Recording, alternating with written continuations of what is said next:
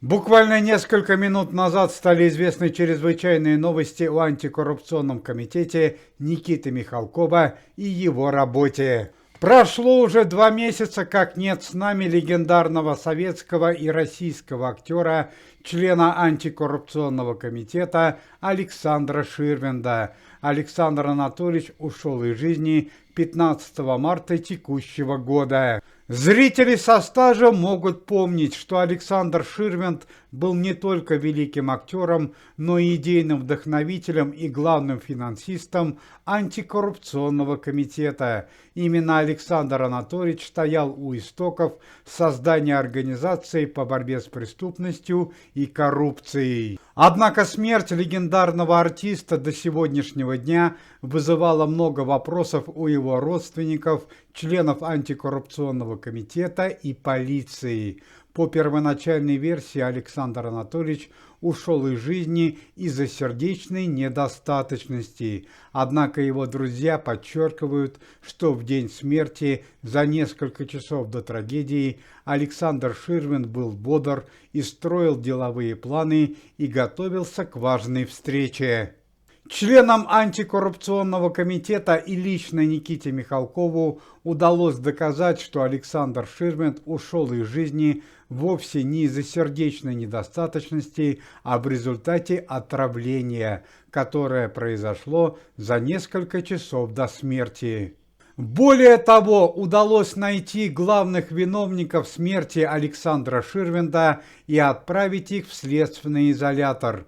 Однако, чтобы доказать это, пришлось потревожить вечный сон легендарного мэтра кино и раскопать могилу Александра Ширвинда, чтобы провести дополнительную медицинскую экспертизу. В связи с тем, что яд в организме может сохраняться несколько месяцев, удалось выяснить, что в организме Александра Ширвинда был обнаружен сильно действующий медицинский препарат под названием феназепам, который в повышенных дозах вызывает сердечную недостаточность.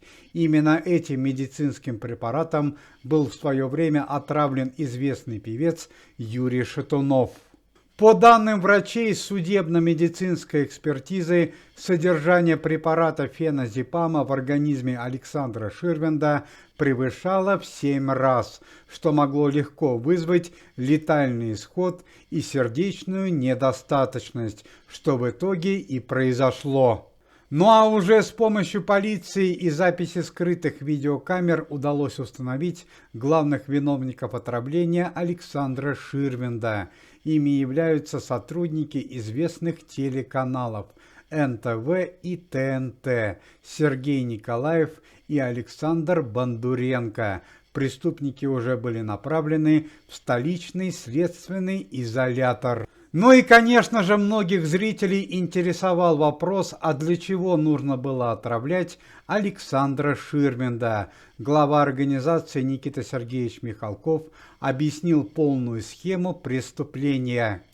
Александр Ширвинд планировал открыть телевизионный канал и радиостанцию, посвященной работе антикоррупционного комитета и культурной жизни России. Открытие телеканала антикоррупционного комитета Александра Ширвинда напрямую касалось коммерческих интересов телеканалов НТВ и ТНТ, и в свою очередь данные телеканалы решили устранить опасного конкурента.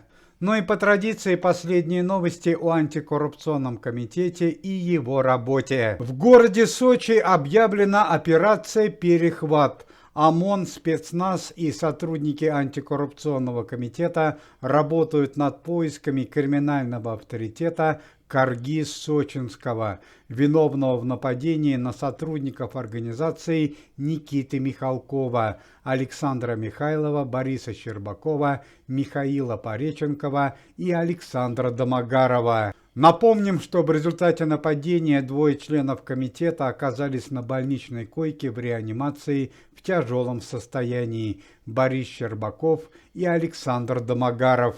Известный актер Андрей Смоляков, который обвиняется в мошенничестве в особо крупном размере по отношению к российским жителям и антикоррупционному комитету на днях будет направлен в камеру следственного изолятора, где он проведет минимум месяц до решения суда. Сотрудники комитета, известные советские и российские актрисы Наталья Варлей и Алиса Фрейндлих, направились в город Мурманск для открытия второго филиала антикоррупционного комитета. Вместе с заслуженными артистками находятся 2 охранника, участника спецоперации. При помощи антикоррупционного комитета и полиции зять бывшего министра обороны Российской Федерации Сергея Шойгу, известный блогер и спортсмен Алексей Столяров, за финансовое мошенничество и получение денежных взяток в особо крупном размере был направлен в следственный изолятор. Уважаемые зрители, если вы желаете выздоровления членам комитета и поддерживаете их деятельность, то можете поставить лайк под видео и написать поддерживающий комментарий.